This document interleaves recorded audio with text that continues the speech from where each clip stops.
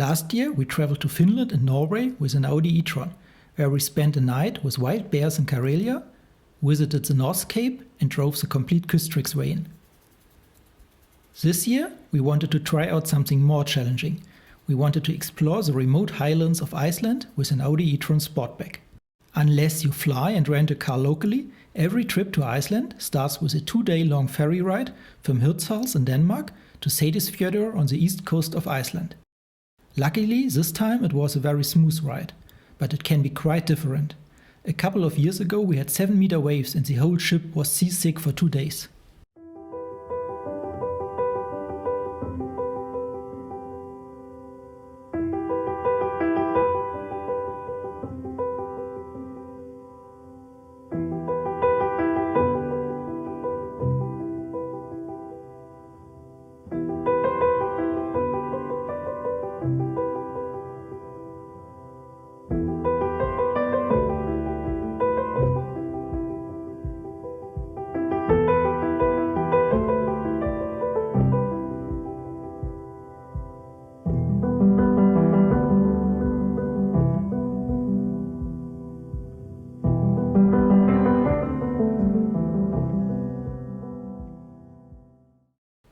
In Iceland we decided for an easy start in the Eastern Highlands, with the F910 road.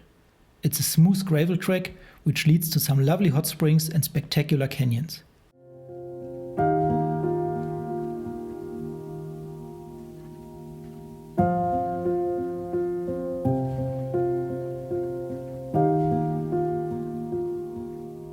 At Laugafell there was even an AC charger in the middle of the highlands.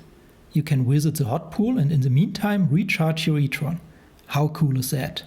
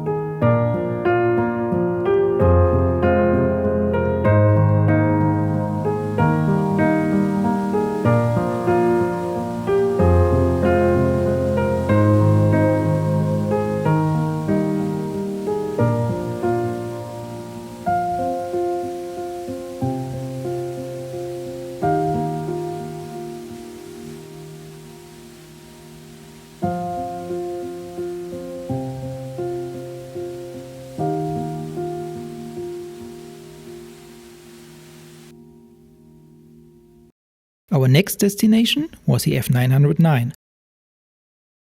This is a slightly rougher trek through the Vatnajökull National Park.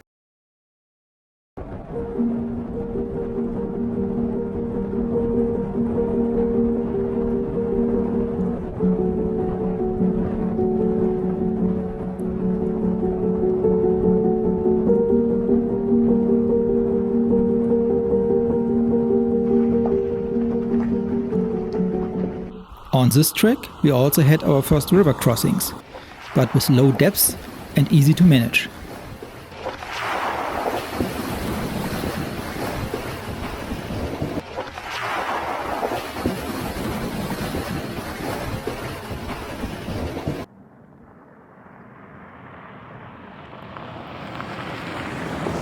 The road leads to the Snæfellsgali hut, which is surrounded by a beautiful landscape with moss fields in intense green-yellow colors.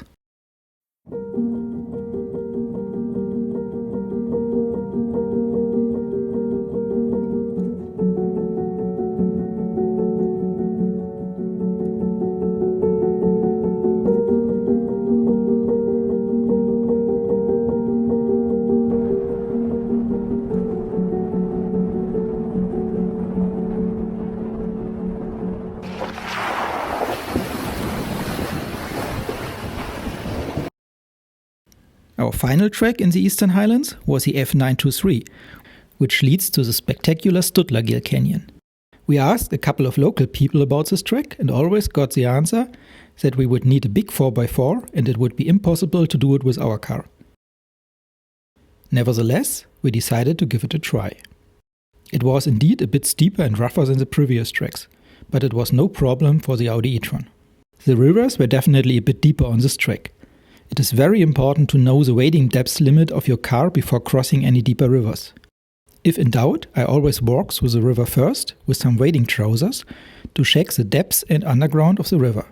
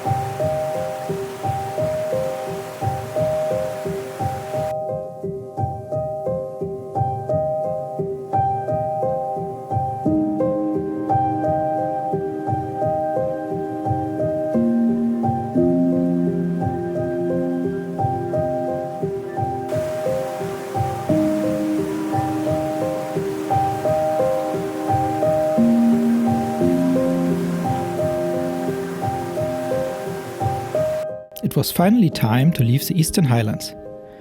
We spent the night in Akureyri, but before we had a quick stop at the beautiful Godafoss waterfall.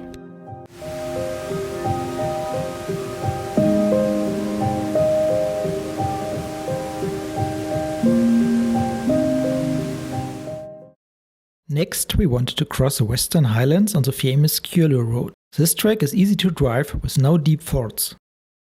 But the real challenge for an EV is its long distance of nearly 220 kilometers without any charging infrastructure. Therefore, it was absolutely important to fully charge the e-tron in Hunavær at the start of the Skjolur.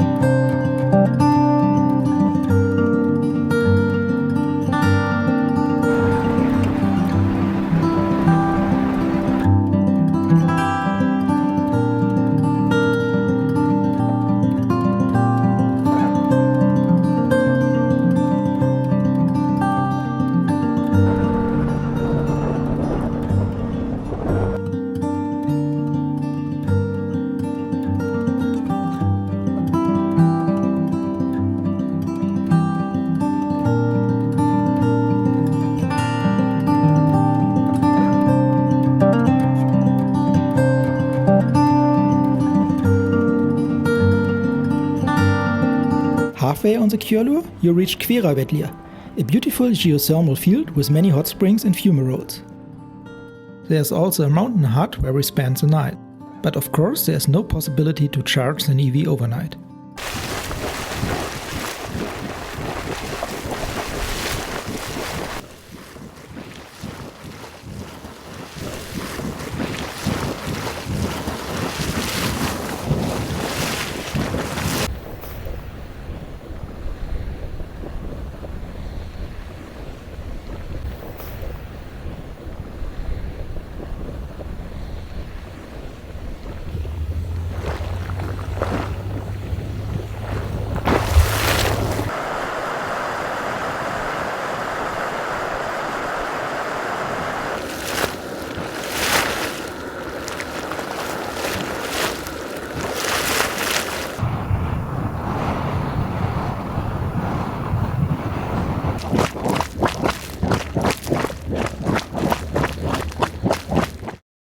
Next day, we continued our trip along the Skjolur.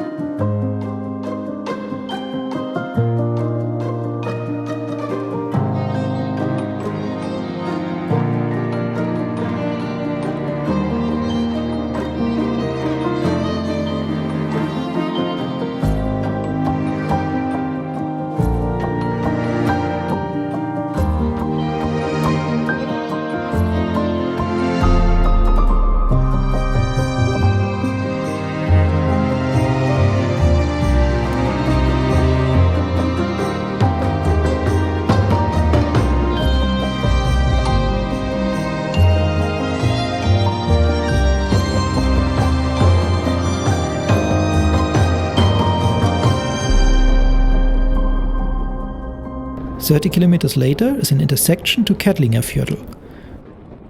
This is an extremely beautiful mountain range with intense colors.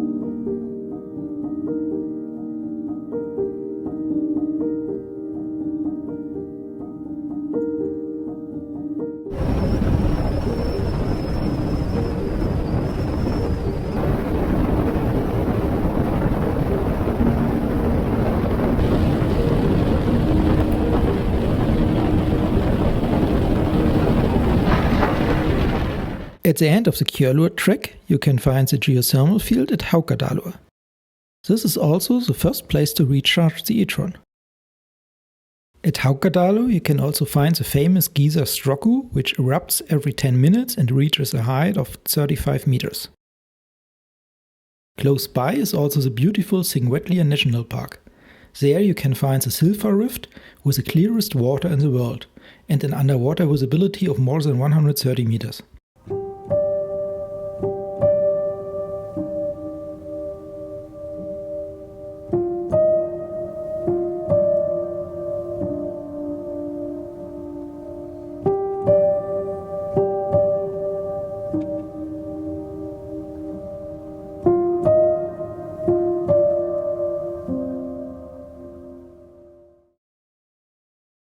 The Sigwetlian National Park is also the starting point for another famous highland trek, the Kaldidalur, which leads to Húsafell.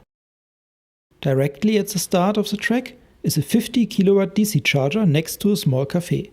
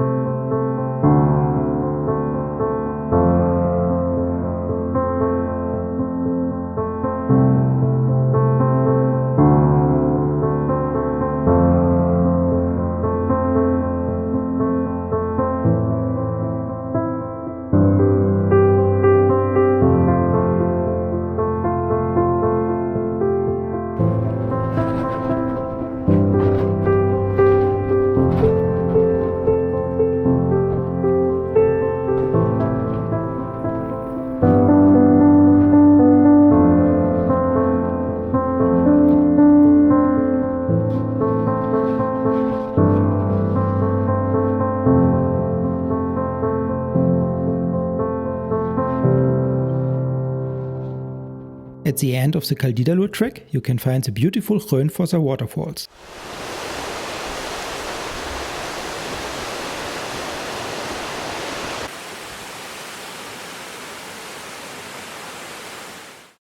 We spent the night in Húsafell, where we charged the e-tron on a slow AC charger overnight. Next day, we wanted to explore the F578, a highland trek north of Húsafell. In Iceland, all highland treks are classified in 3 categories. The F578 is a tall ID trek, meaning it is in the most difficult category, normally only doable in a highly modified 4x4. Luckily for us, it was freshly graded and a couple of new bridges have been recently added.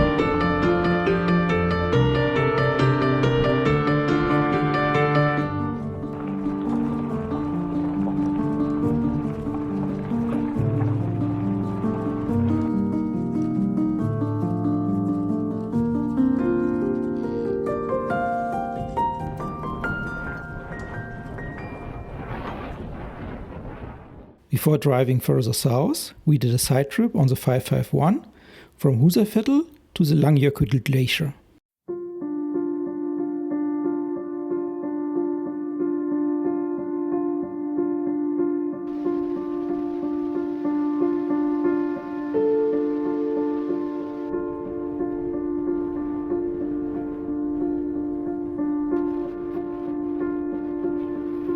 You can drive directly to the edge of the glacier, but if you want to drive on the ice field, you need a different car. Just one wheel of these glacier trucks is the size of the whole e-tron.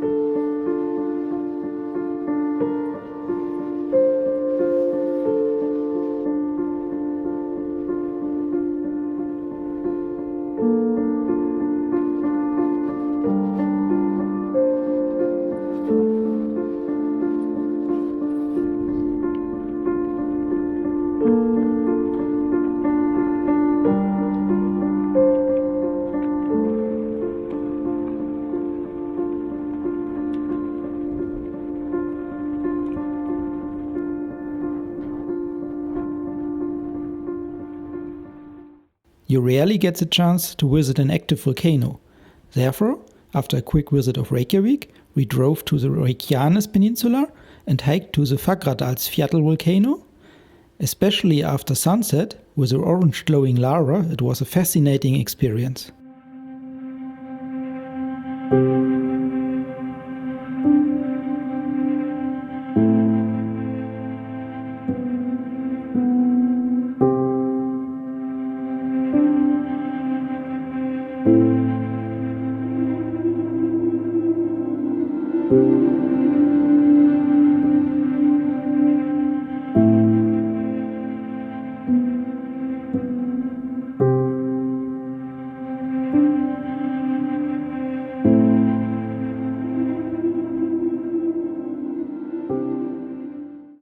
Our next destination and base camp for the next days was Vik í Mýrdal. On the way to Vik, we did some side trips along the Þórsmörk Valley and to the Sólheimasjökull glacier.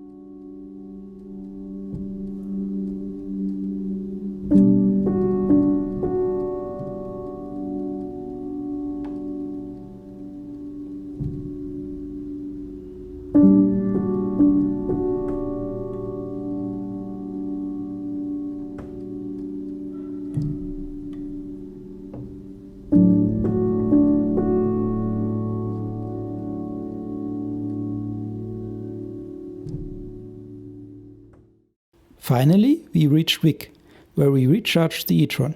Nearby, you can find the beautiful black beach at Reynisfjara.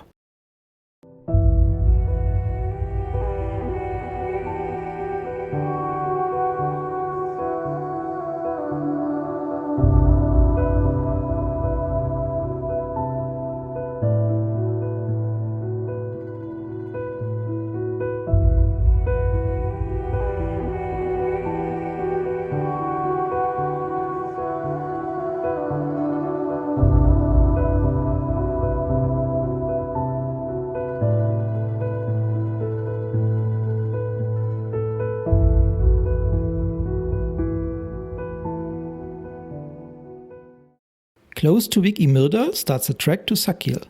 It's a short and easy drive, but the landscape is extremely beautiful. With a couple of photography stops and some short hikes, you can easily spend a whole day in this valley.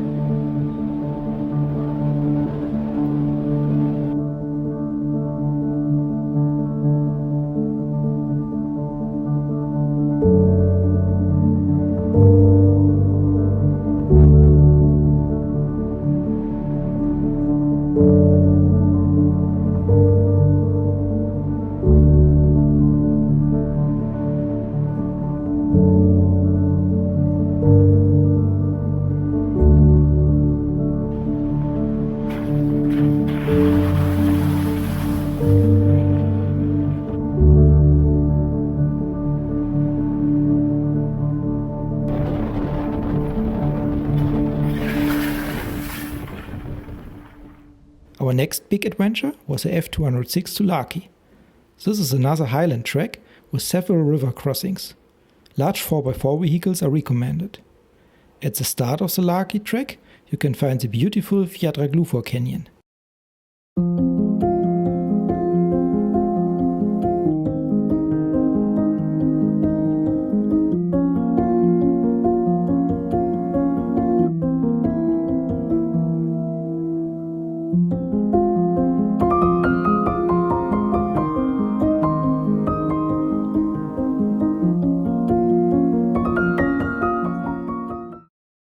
Soon we reached the first ford.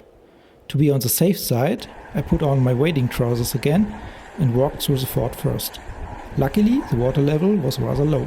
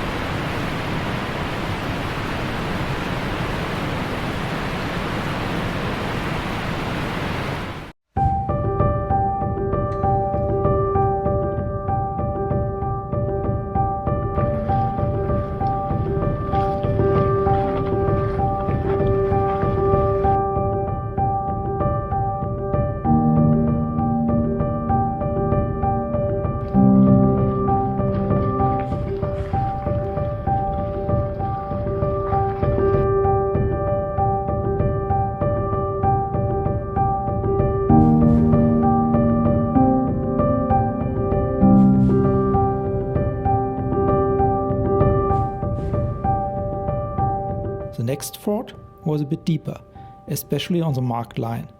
After checking very roughly the underground and depth, I decided to ignore the recommendation and drive left of the poles, where the water was far less deep.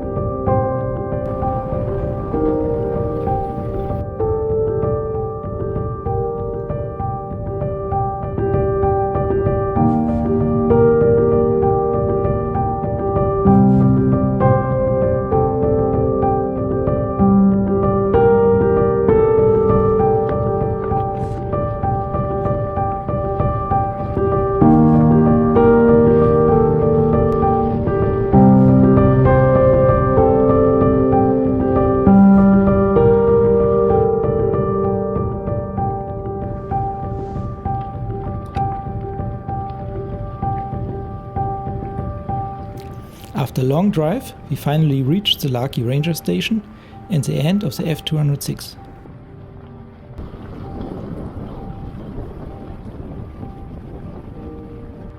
On difficult sections, it's always recommended to use a spotter to avoid any damage to the car.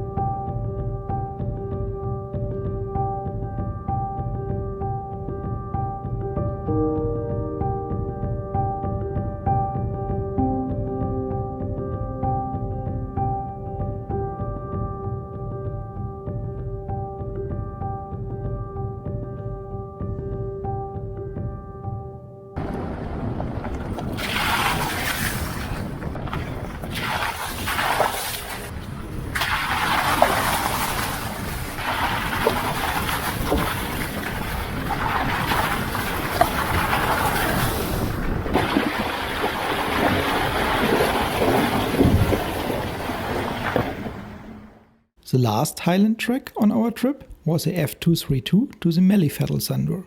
It starts halfway between Vik í Mýrdal and Kirkjuberg and leads through one of the most beautiful landscapes in Iceland.